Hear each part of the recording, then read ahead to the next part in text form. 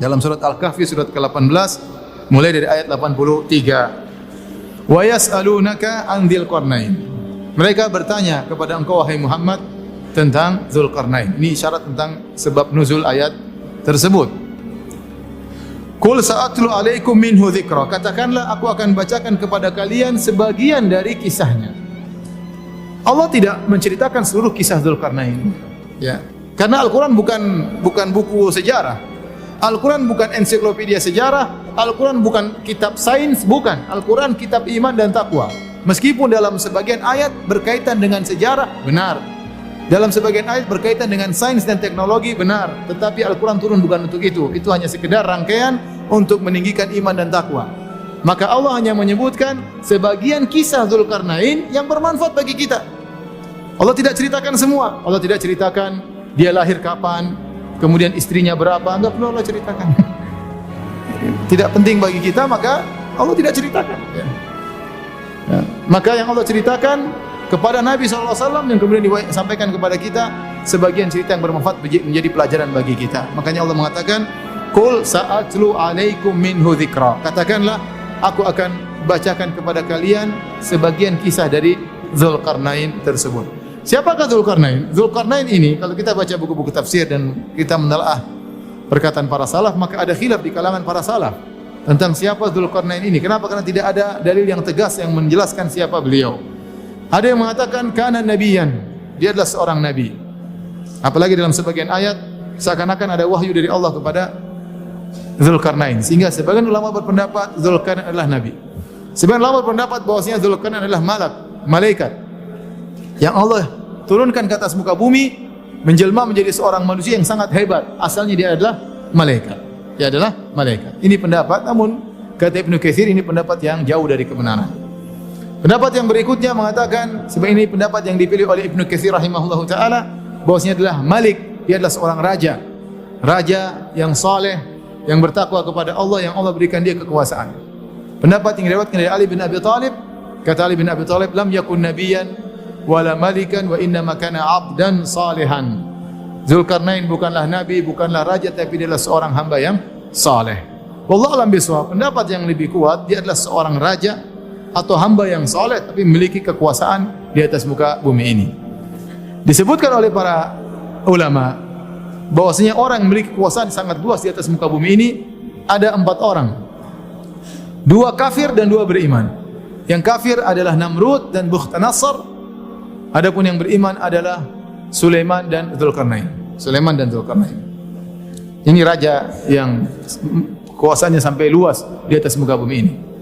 Di zaman siapakah Dzulqarnain hidup? Allah bisawab, tidak ada dalil yang sahih. Datang dalam perkataan sebagian salaf, dia hidup di zaman Nabi Ibrahim alaihissalam. Wallahu alam bisawab. Inilah Dzulqarnain. Kenapa dinamakan dengan Dzulqarnain? Al-Qarn dalam bahasa Arab artinya tanduk. Dzulqarnain artinya pemilik 2 tanduk. Pemilik 2 tanduk. Kenapa beliau rahimahullah dikatakan memiliki 2 tanduk? Ini juga ada perselisihan di kalangan para ahli tafsir. Ada yang mengatakan benar-benar beliau punya tanduk, keluar di atas kepala beliau kanan dan kiri. Ada yang mengatakan tidak, beliau disebut memiliki 2 tanduk karena beliau menguasai Persia dan Romawi. Dan Persia Romawi adalah 2 kekuatan hebat di zaman tersebut dan dia menguasainya sehingga dikatakan pemilik 2 tanduk.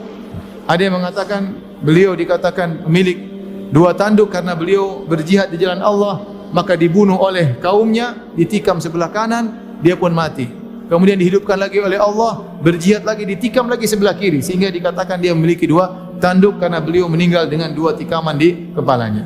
Dan pendapat yang dipilih oleh Al-Hafidz Ibnu Katsir rahimahullah taala bahwasanya beliau dikatakan memiliki 2 tanduk karena beliau menguasai timur dan barat. Menguasai timur dan barat, al-masyriq wal maghrib, sehingga dikatakan Dzulqarnain. Wallahu a'lam bishawab. Sebagian orang menyangka Dzulqarnain adalah Iskandar al-Makedoni atau Alexander bin Philips yang mendirikan negara Iskandaria. Namun dibantah oleh para ulama, dibantah oleh Al-Hafidz Ibnu Katsir, dibantah oleh Syekh Islam Ibnu Taimiyah rahimahullahu taala. Karena Al-Iskandar Al-Makedoni yang terkenal atau Alexander ya, yang terkenal raja yang sangat hebat, dia bukan orang beriman. Dia bukan orang beriman. Adapun Dzulqarnain adalah seorang yang beriman. Kemudian disebut dalam sejarah Alexander ini memiliki seorang menteri yang ahli filsafat, yaitu Aristoteles. Dan kita tahu Aristoteles tidak beragama. Dia bukan beragama Yahudi, bukan beragama Nasrani, apalagi beragama Islam. Maka yang benar, Dzulqarnain bukanlah Alexander. Dzulqarnain bukanlah Al-Iskandar Al-Makedoni sebagaimana dipersangkakan oleh sebagian orang. Ya. Adapun Dzulqarnain adalah seorang raja yang beriman, yang menguasai timur dan barat, dan Allah berikan dia kekuasaan di atas muka bumi. Baik, kita lanjutkan. Allah berfirman, "Qul sa'atlu 'alaikum minhu dzikra." Katakanlah, aku akan bacakan kepada kalian sebagian ceritanya. "Inna makkanna lahu fil ardi wa atainahu min kulli syai'in sababa." Kata Allah, sungguh kami telah memberikan kekuasaan kepadanya di atas muka bumi. Allah memberikan dia kekuasaan, dan tidaklah seorang mendapat kekuasaan kecuali anugerah dari Allah Subhanahu wa taala. Dan kami telah memberikan kepadanya jalan untuk mencapai segala sesuatu. Dia punya kemampuan yang luar biasa. Segala sesuatu bisa dia lakukan. Dia memiliki persenjataan yang kuat, memiliki pasukan yang banyak, memiliki kecerdasan yang luar biasa, yang seorang raja yang sempurna. Ya. Allah berikan dia segala sebab yang bisa mencapai tujuannya. Dialah Dzulqarnain. Kekuasaan diberikan, anak buah diberikan, persenjataan yang kuat, kecerdasan yang luar biasa. Kemudian kata Allah Subhanahu wa taala, "Fa'at ba'asa baba." Maka dia pun menempuh satu jalan. Berjalanlah dia menelusuri bumi, menelusuri daerah kekuasaannya. Hatta idza balagha maghribasy syamsi. Sampai tatkala akhirnya dia tiba di maghribasy syamsi, daerah barat, tempat matahari tenggelam.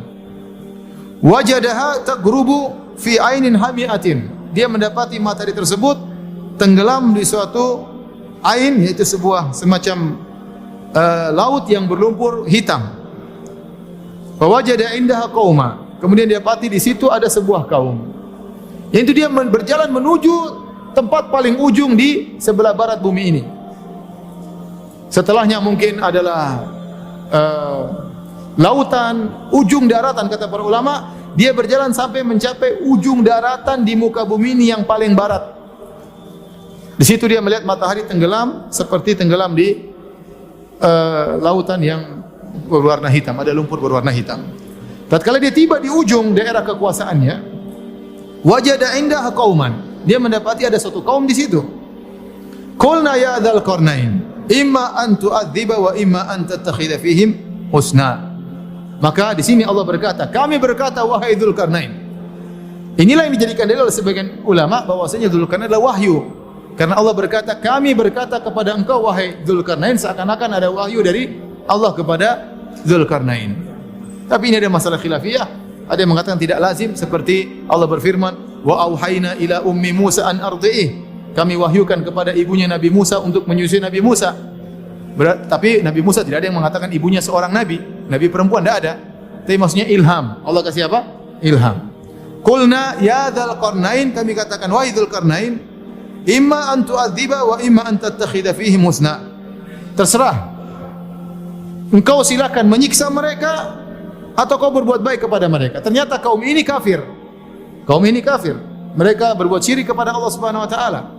Dan mereka di bawah kekuasaan Dzulqarnain. Maka Allah mengatakan silakan beri hukuman kepada mereka karena kesyirikan mereka atau kau berbuat baik kepada mereka. Maka Dzulqarnain mengatakan, qala amma man zalama fasawfa nu'adzibuhu thumma yuraddu ila rabbih fayu'adzibuhu adzaban nukra. Ternyata Dzulqarnain memilih jalan dakwah. Dia tidak langsung menyerang mereka dengan kekuasaan yang banyak, dengan pasukannya yang banyak. Dia tidak langsung menyerang mereka, orang-orang kafir tersebut, tapi dia mulai dengan dakwah. Maka dia pun mendakwahi mereka. Dan Dzulqarnain berkata, adapun yang berbuat zalim, fasawfa nu'adzibuka, maka kami akan menyerangnya. Setelah kalau dia mati di dunia, summa yuraddu ila rabbih, maka di akhirat dia akan dapat siksaan yang lain. Fayu'adzibuhu adzaban nukra, maka dia akan disiksa dengan siksaan yang tiada taranya. Ini menunjukkan Dzulqarnain orang beriman, beriman dengan hari akhirat. Maka dia akan berdakwah, yang tidak taat kepada dakwahnya, tidak bertauhid kepada Allah, maka akan diserang oleh Dzulqarnain. Kalau dia mati di dunia, di akhirat dia akan masuk neraka dan diadab dengan adab yang lebih parah. Kemudian kata Dzulqarnain, wa amma man amana wa amila salihan. Adapun yang beriman, menerima dakwahku wa amila salihan, dan beramal saleh, falahu jazaa'anil husna, maka dia akan mendapatkan perlakuan yang baik. Wa sanaqulu lahu min amrina yusra, dan kami akan titahkan kepadanya perintah-perintah yang mudah kepadanya. Jadi tidak wahai yang tidak menerima diperangi oleh Zulkarnain, yang menerima maka dibaiki oleh Zulkarnain. Setelah itu Zulkarnain berjalan menuju ke arah timur, ke timur dunia. Summa atba'a sababa, kemudian dia pun berjalan. Hatta idza balagha matli asy-syamsi, sampailah dia di tempat paling ujung timur, di tempat terbitnya matahari. Wajadaha tatlu ala qaumin, Zulkarnain mendapati matahari tersebut terbit pada suatu kaum, lam naj'al lahum min duniha sitra, yang kami jadikan kaum tersebut tidak bisa berlindung dari terik matahari. Ini ada pendapat di kalangan para ulama. Ada yang mengatakan yang dimaksud dengan tempat ini yaitu satu kaum yang mereka jauh dari kemajuan, mereka tidak mengenal rumah, mereka tidak mengenal kemah, sehingga mereka tidur di atas, di bawah terik matahari. Kalau mereka mungkin masuk ke dalam goa, tapi mereka tidak punya rumah. Ini pendapat. Karena kata Allah, lam naj'al lahum min duniha sitra, kami tidak menjadikan ada penghalang antara mereka dengan matahari. Ada yang mengatakan tidak, tempat ini memang matahari tidak pernah terbenam. Maka kadzalika, kata Allah, kadzalika, demikian pula, wa qad ahatna bima ladai khubra, sungguhnya ilmu kami meliputi segala apa yang ada padanya. Sama, Zulkarnain juga berdakwah kepada mereka, kalau mereka beriman maka dilindungi oleh Zulkarnain, kalau mereka tidak beriman diperangi. Karena mereka semua di bawah kekuasaan siapa? Zulkarnain. Setelah itu kata Allah, summa atba'a sababa, kemudian dia pun melanjutkan perjalanannya. Kata para ulama, tadinya dia ke timur ke barat, sekarang ke arah vertikal. Entah ke mana, entah ke utara, entah ke arah selatan, pokoknya ke arah vertikal. Daerah kekuasaan juga dia cek, ya. Dia cek daerah kekuasaannya. Hatta idza balagha baina saddaini, tatkala Zulkarnain sampai di antara dua buah gunung, gunung yang tinggi. Wajada min dunihima qauman la yakaduna yafqahuna qawla, sampai di tempat tersebut dia mendapati satu kaum yang hampir-hampir tidak bisa paham pembicaraan. Bisa jadi kata para ulama bahasanya beda dengan bahasa Zulkarnain. Terus bagaimana Zulkarnain bicara dengan mereka? Bisa jadi Allah mengilhamkan ilmu kepada Zulkarnain mengerti bahasa mereka, atau Zulkarnain punya penerjemah yang menerjemahkan antara Zulkarnain dengan mereka. Semuanya mudah bagi Allah Subhanahu wa taala. Karena Zulkarnain raja besar, punya anak buah yang banyak dan punya kekuasaan yang sangat luas, bisa jadi ada penerjemah, atau Allah menjadikan ilmu bagi Zulkarnain untuk bisa bercakap-cakap, ya, berbincang-bincang dengan mereka. Ternyata kaum ini yang tinggal di antara dua gunung yang tinggi ini mengeluh kepada raja mereka. Qalu ya dzal qarnaini inna ya'juj wa ma'juj mufsiduna fil ard. Kata mereka, wahai Zulkarnain, sungguhnya Ya'juj dan Ma'juj, ini dua kabilah. Kabilah Ya'juj, kabilah apa? Ma'juj. Mereka mengadakan kerusakan di atas muka bumi ini. Mufsidun di sini takbirnya dengan isim fa'il, bisa artinya mereka sedang melakukan kerusakan, atau mereka bakalan melakukan kerusakan, mereka bakalan membasmi kami. Mereka minta tolong sama Zulkarnain. Fahal naj'alu laka kharjan ala an taj'ala bainana wa bainahum sadda? Maukah engkau membuatkan bagi kami, ya, dinding yang menghalangi kami dengan mereka, dan kami akan berikan kepada engkau upah? Ini pekerjaan berat. Mereka tawarkan pemberian kepada Raja Zulkarnain. Ya. Bagaimana bisa menghalangi Ya'juj dan Ma'juj? Di manakah tempat ini? Wallahu a'lam bishawab. Ya. Jadi tidak ada yang tahu siapa ini. Ya. Kemudian yang penting pernah terjadi suatu negeri. Maka mereka tawarkan, wahai Zulkarnain, kami akan berikan kau upah kalau kau bisa menghalangi kami dari mereka. Maka kata Zulkarnain, qala ma makanni fihi rabbi khairun. Kata Zulkarnain, apa yang Allah beri kekuasaan kepadaku lebih baik, ya. Fa'inuni biquwwah, aku tidak butuh dengan pemberian kalian, tapi tolonglah aku dengan kekuatan. Sungguh-sungguh kalian menolongku. Aja'al bainakum wa bainahum radma, maka aku akan buatkan dinding antara kalian dengan mereka. Akhirnya mereka setuju. Mereka ingin bantu Zulkarnain. Kata Zulkarnain, atuni zubarul hadid, datangkanlah bagiku potongan-potongan besi.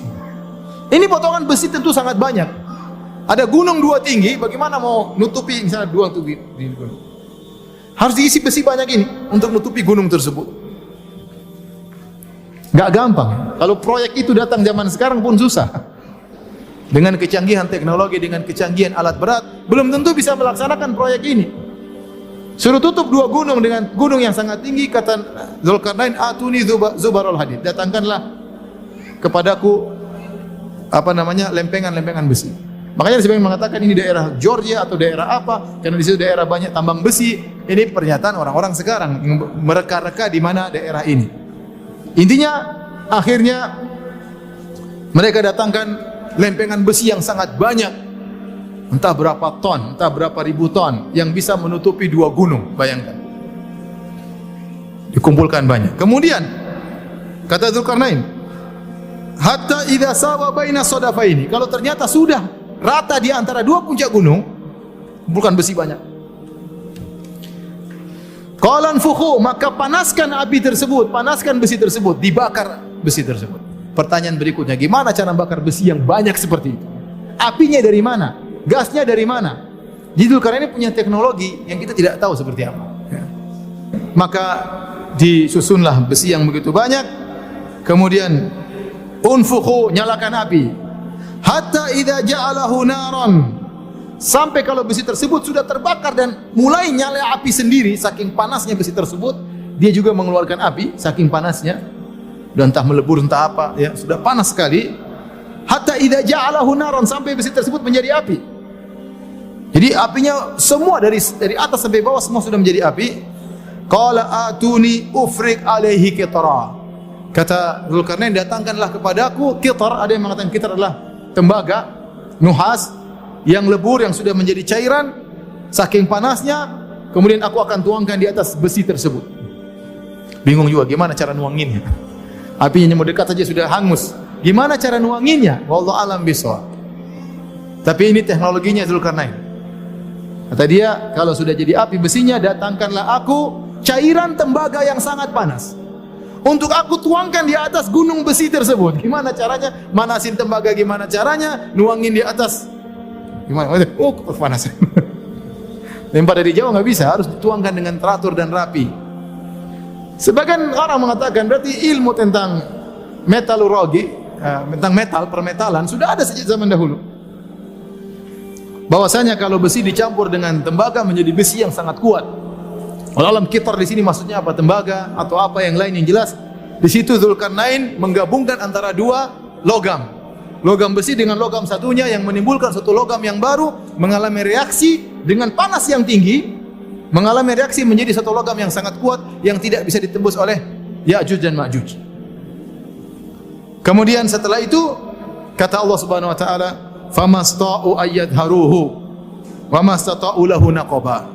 Maka akhirnya Ya'juj dan Ma'juj ingin keluar dari gunung tersebut, mereka tidak mampu. Kata Allah, famastata'u ayyadharu, mereka tidak mampu memanjatnya. Entah gimana, karena saking tingginya atau bentuknya membelok atau bagaimana, mereka tidak mampu untuk memanjat dinding besi tersebut. Untuk keluar mereka enggak mampu. Wa mastata'u lahu naqaba, dan mereka tidak mampu untuk membolonginya, entah berapa tebal dinding tersebut. Dua-duanya mereka tidak mampu. Kata para ulama di awal ayat, kata Allah, famasta'u ayyadharuhu, mereka tidak mampu untuk menaikinya. Wa mastata'u, ada huruf tambahan huruf ta yang menunjukkan ziyadatul fi'il, artinya lebih sulit membolonginya daripada menaikinya. Dua-dua mereka tidak mampu. Wa mastata'u lahu naqaba.